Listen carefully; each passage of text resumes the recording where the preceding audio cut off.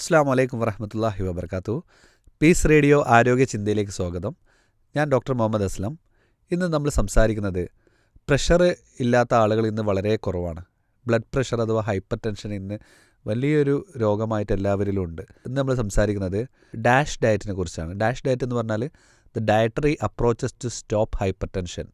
അത് നമ്മളൊരു ഡയറ്റ് പ്ലാനാണ്. നമ്മൾ എന്തൊക്കെയാണ് ഇതിൽ ശ്രദ്ധിക്കേണ്ടത്, മോർ ദാൻ എ ഡയറ്റ്, ഭക്ഷണത്തിലുപരി നമ്മൾ ബി പി കുറയാൻ വേണ്ടി നമ്മൾ ശ്രദ്ധിക്കേണ്ട അല്പം കാര്യങ്ങളെക്കുറിച്ചാണ് ഇന്ന് നമ്മൾ ഇന്ന് പറയുന്നത്. അതിലേറ്റവും പ്രധാനമായിട്ടുള്ള ഒന്നാണ്, നമ്മളെ എല്ലാവരും ഉപ്പ് ഉപയോഗിക്കുന്ന ആളുകളാണ്. മലയാളികൾക്ക് ഉപ്പില്ലാത്ത ഭക്ഷണം കഴിക്കാൻ തന്നെ പ്രയാസമാണ്. ഉപ്പ് കുറയുമ്പോഴേക്കും നമ്മൾ എക്സ്ട്രാ ഉപ്പ് ആഡ് ചെയ്തുകൊണ്ട് കഴിക്കുന്ന ആളുകളാണ്. അല്ലെങ്കിൽ ഒരു ഉപ്പിൻ്റെ പാത്രം നമ്മുടെ സൈഡിൽ വെച്ചുകൊണ്ട് നമ്മൾ ഭക്ഷണത്തിലൊക്കെ ഇട്ട് കഴിക്കുന്ന ആളുകളാണ്. അപ്പോൾ ബി പി ഉള്ള ആളുകൾ സാധാരണ നമുക്കൊരു അഡ്വൈസബിൾ ആയിട്ടുള്ളത് 2 ഗ്രാം മുതൽ 2.5 ഗ്രാം വരെ ഉപ്പാണ്, അല്ലെങ്കിൽ 2500 മില്ലിഗ്രാം വരെയാണ് നമുക്ക് ഒരു ഉപ്പിൻ്റെ അളവ് നമുക്ക് അഡ്വൈസബിൾ ആയിട്ടുള്ളത്.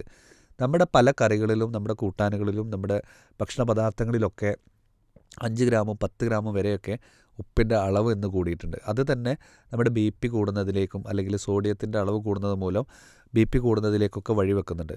അപ്പോൾ അതുകൊണ്ട് ആദ്യമായിട്ട് ശ്രദ്ധിക്കേണ്ട ഏറ്റവും പ്രധാനമായിട്ടൊരു കാര്യം എന്താണെന്ന് വെച്ചാൽ ഉപ്പിൻ്റെ അളവ് കുറക്കുക എന്നുള്ളതാണ്. അപ്പോൾ നമ്മൾ എങ്ങനെ കുറക്കുമെന്ന് ചോദിച്ചാൽ, നമ്മുടെ വീട്ടിലൊക്കെ നമുക്ക് ഉപ്പിടാതെ വേണമെങ്കിൽ മാറ്റി വെക്കാം. ബി പി ഉള്ള ആളുകളാണെങ്കിൽ ഉപ്പിടാതെ മാറ്റി വെക്കാം. എന്നിട്ടൊരു നുള്ളു ഉപ്പെടുത്തിട്ട് എല്ലാ ഭക്ഷണത്തിലും കൂടി ഉൾപ്പെടുത്തി നമുക്ക് ചെറിയൊരു ടേസ്റ്റിന് വേണ്ടിയിട്ട് ഉപ്പ് ആഡ് ചെയ്ത് കഴിച്ചാൽ പോലും പലപ്പോഴും നമ്മൾ ആ 2 ഗ്രാമിന് മുകളിൽ ഉപ്പ് വരാൻ സാധ്യതയില്ല. പക്ഷേ നമ്മൾ ഓരോ ഇൻഡിവിജ്വൽ കറികൾ, ഉപ്പേരി, പപ്പടം, അച്ചാർ, തോരൻ, കറികളെല്ലാം നമ്മൾ ഉപയോഗിക്കുന്നത് മൂലം നമ്മുടെ ഉപ്പിൻ്റെ അളവ് ഓരോ നേരം തന്നെ നമുക്ക് ഒരു ദിവസം ഉപയോഗിക്കുന്നതിലുപരി എക്സീഡ് ചെയ്ത് പോകുന്നതായിട്ട് കാണാറുണ്ട്. അപ്പോൾ അത് ഒഴിവാക്കാൻ നമ്മളെല്ലാവരും ഒരു ബി പി ഉള്ള ആളുകളെങ്കിലും മിനിമം അത് ശ്രദ്ധിക്കുക. ബി പി ഇല്ലാത്ത ആളുകളും അത് കുറച്ചുകൊണ്ട് അവരുടെ ബി പി വരാതിരിക്കാൻ ഒരു പ്രിവെൻറ്റീവായിട്ട് തന്നെ ഇത്തരം കാര്യങ്ങൾ നമ്മുടെ ശ്രദ്ധയിൽ ഉൾപ്പെടുത്തുക എന്നുള്ളതാണ് ബി പിയുമായിട്ട് ബന്ധപ്പെട്ട ഏറ്റവും പ്രധാനമായിട്ടുള്ള കാര്യം. പിന്നീട് ധാരാളം പൊട്ടാസ്യം അടങ്ങിയ, അതുപോലെ കാൽഷ്യം അടങ്ങിയ, മഗ്നീഷ്യം അടങ്ങിയ ഭക്ഷണ പദാർത്ഥങ്ങൾ ഉൾപ്പെടുത്തുക എന്നുള്ളതാണ്. ബി പി കുറയാൻ വേണ്ടിയിട്ട് ഫ്രൂട്ട്സുകൾ ഉപയോഗപ്പെടുത്താം, വെജിറ്റബിൾസ് ഉപയോഗപ്പെടുത്താം, ഡയറി പ്രൊഡക്ട്സുകൾ ഉപയോഗപ്പെടുത്താം, ബനാന പോലത്തെ പൊട്ടാസ്യം കൂടുതലുള്ള ഫ്രൂട്ട്സുകൾ നമുക്ക് ഉപയോഗപ്പെടുത്താം എന്നുള്ളതും രണ്ടാമതായിട്ട് ശ്രദ്ധിക്കേണ്ട ഒരു കാര്യമാണ്.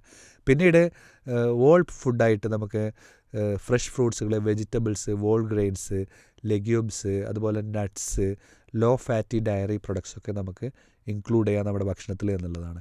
പിന്നീട് നാലാമതായിട്ട് ജങ്ക് ഫുഡുകളുടെയും പ്രോസസ് ഫുഡുകളുടെയും അമിതമായിട്ടുള്ള ഉപയോഗം.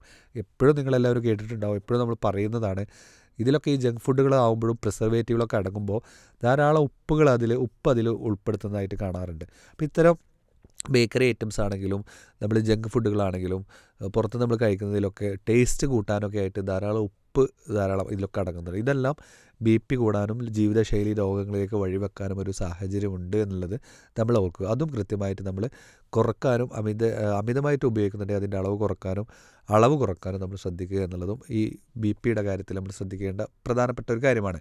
പിന്നീട് ഹെൽത്തി ആയിട്ടുള്ള proteins, plant proteins, beans, legumes, അങ്ങനത്തെ കാര്യങ്ങളൊക്കെ നമ്മൾ ഭക്ഷണത്തിൽ ഉൾപ്പെടുത്തുക. ഹെൽത്തി ആയിട്ടുള്ള ഫാറ്റ് ഉപയോഗപ്പെടുത്തുക. അമിതമായിട്ടുള്ള കൊഴുപ്പും പൂരിത എണ്ണകളിലൊക്കെ അടങ്ങിയ ഭക്ഷണങ്ങളൊക്കെ ഒഴിവാക്കുക എന്നുള്ളതും ബി പിയുടെ അളവ് കുറക്കാൻ വേണ്ടിയിട്ട് അല്ലെങ്കിൽ ഡാഷ് ഡയറ്റിൽ നമ്മൾ ഫോളോ ചെയ്യേണ്ട ഏറ്റവും പ്രധാനമായിട്ടുള്ള കാര്യമാണ്. ഇതോടൊപ്പം തന്നെ നമ്മൾ കൃത്യമായിട്ടുള്ള വ്യായാമങ്ങൾ ശീലമാക്കുക, ഷുഗറി ആയിട്ടുള്ള ഡ്രിങ്ക്സ് ഒഴിവാക്കുക, അമിതമായിട്ടുള്ള ജ്യൂസുകൾ കഴിക്കുന്നത് ഒഴിവാക്കുക. ഇതെല്ലാം നമ്മുടെ ജ്യൂസുകളൊക്കെ കഴിക്കുമ്പോൾ നമ്മൾ ഫ്രൂട്ട്സ് ആയിട്ട് കഴിക്കുമ്പോൾ പലപ്പോഴും അതിൽ അപകടമില്ല. പക്ഷേ ജ്യൂസായിട്ട് കഴിക്കുന്ന മൂലം അത് ഫാറ്റി ലിവർ ഉണ്ടാവാനും കൊഴുപ്പുണ്ടാവാനൊക്കെ വളരെയധികം നമുക്ക് കാരണമാവും എന്നുള്ളത് നമ്മൾ തിരിച്ചറിയുക എന്നുള്ളതും പ്രധാനമാണ്.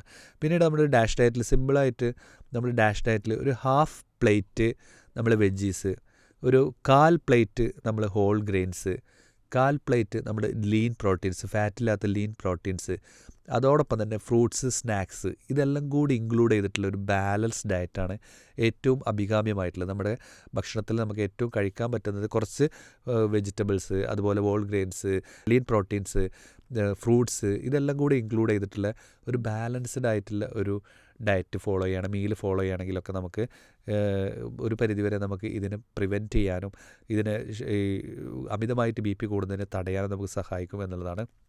പിന്നീട് ബി പിയെ നമ്മൾ പ്രതിരോധിക്കാൻ നമുക്ക് ഏറ്റവും ഇമ്പോർട്ടൻ്റ് ആയിട്ടുള്ളൊരു കാര്യമാണ് നമ്മുടെ സ്ട്രെസ്സിനെ കുറക്കുക. നമ്മുടെ അമിത ടെൻഷൻ, പല ആളുകളിലും സ്ട്രെസ്സ് കൂടുമ്പോഴേക്ക് ബി പി കൂടുന്നു, ഹൈപ്പർ ടെൻഷൻ ഉണ്ടാകുന്നു, സ്ട്രോക്ക് വരെ വരുന്ന സാഹചര്യമുണ്ട്. അപ്പോൾ അതുകൊണ്ട് സ്ട്രെസ്സിനെ എപ്പോഴും അത് കോമ്പീറ്റ് ചെയ്ത് നിർത്താനും റെഡ്യൂസ് ചെയ്യാനും അതിന് എങ്ങനെ നമുക്കതിനെ ഓവർകം ചെയ്യാൻ പറ്റും എന്നുള്ളത് ചിലപ്പോൾ ചില മെഡിറ്റേഷനാവാം, നമ്മുടെ പ്രാർത്ഥനകളാവാം, അതുപോലെ നമ്മുടെ ചില എക്സസൈസുകളാവാം, അല്ലെങ്കിൽ ചില കൂട്ടുകൂടലുകളാവാം. വളരെ എഫക്റ്റീവായിട്ട് എങ്ങനെ, അല്ലെങ്കിൽ ചിലപ്പോൾ ഒരു തേർഡ് പേഴ്സണായിട്ട് ഒരു ഡോക്ടറുടെ സഹായമോ കൗൺസിലറുടെ സഹായമോ വേണ്ടി വരാം.